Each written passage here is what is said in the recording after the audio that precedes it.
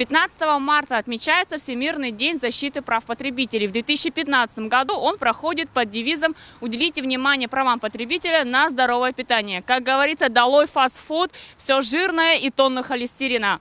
В этом году в рамках декады, посвященной Дню правам защиты потребителей, в Якутске проходит конкурс среди торговых предприятий и среди общественных питаний, ресторанов и кафе, которое называется «За здоровое питание».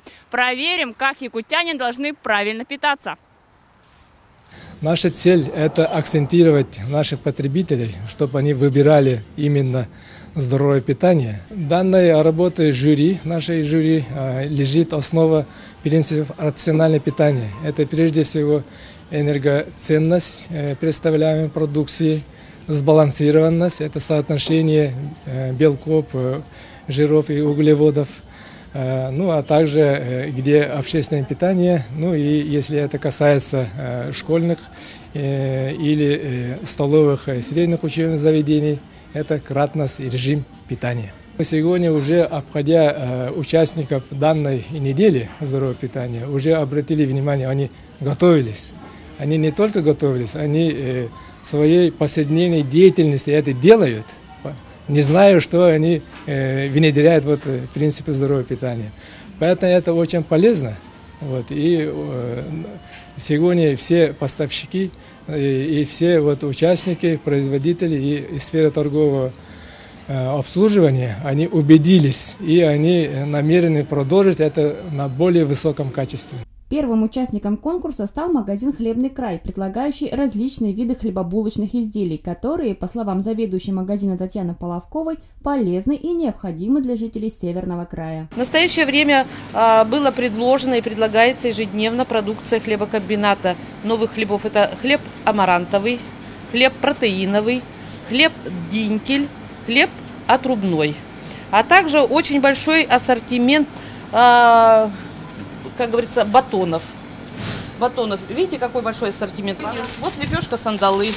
На всю эту продукцию выдерживаются сроки. Вот эта продукция на кефире. Есть востребованный очень вот такой хлеб. Мультисит микс бред. Это для ежедневной покупки. У него очень такая питательное свойство, и он востребован покупателям. Хлеб протеиновый, он способен, вот даже могу сказать, что он придают энергию, что ли, человеку. Очень полезен этот хлеб. Ну и весь тот химический состав, он как бы способствует оздоровлению организма. Он просто нужен. Нет, вредного у нас ничего нету. Все полезное, все нужное, все питательное, все свежее. Здесь, на севере, это та продукция, которая нужна нашему покупателю. Главное требование к предприятиям общественного питания, участвующим в конкурсе, наличие специального меню в форме бизнес-ланча для населения, который должен быть основан на принципах полезности, сбалансированности и рационального питания, и причем доступен в цене. Следующий участник конкурса – небольшое кафе в центре города. Предложила жюри бизнес-ланч, рассчитанный на каждый день недели и состоящий из продуктов, приготовленных только на пару. А меню мы разработали по дням недели. Это у нас с понедельника по пятницу будет разнообразное меню, состоящее из первого, второго, салата, десерта и напитков. Этот бизнес-ланч у нас, получается, отличается содержанием пищевых ценностей. Сейчас у нас как раз к весне начинается витаминоз у населения. Мы разработали специально такое меню, которое состоят из натуральных продуктов. Сегодня обед у нас готовился под моим чутким руководством, и у нас сегодня входит салат метелка, там входит капуста, морковь, свекла, чтобы у нас, как подразумевается, здоровое питание. На первый у нас суп рисовый идет, и на второй у нас рагу из курицы идет с картошечкой, а на десерт у нас идет корзиночка песочная с фруктовой начинкой. А можно вопрос, по какому принципу вообще придерживались именно составления меню по здоровому питанию, когда вы составляли? Мы смотрели, чтобы жирности сильно такой не было, чтобы полезно было для организма человека, чтобы, сейчас уже весна, чтобы витамины, чтобы побольше, овощей, чтобы вошло.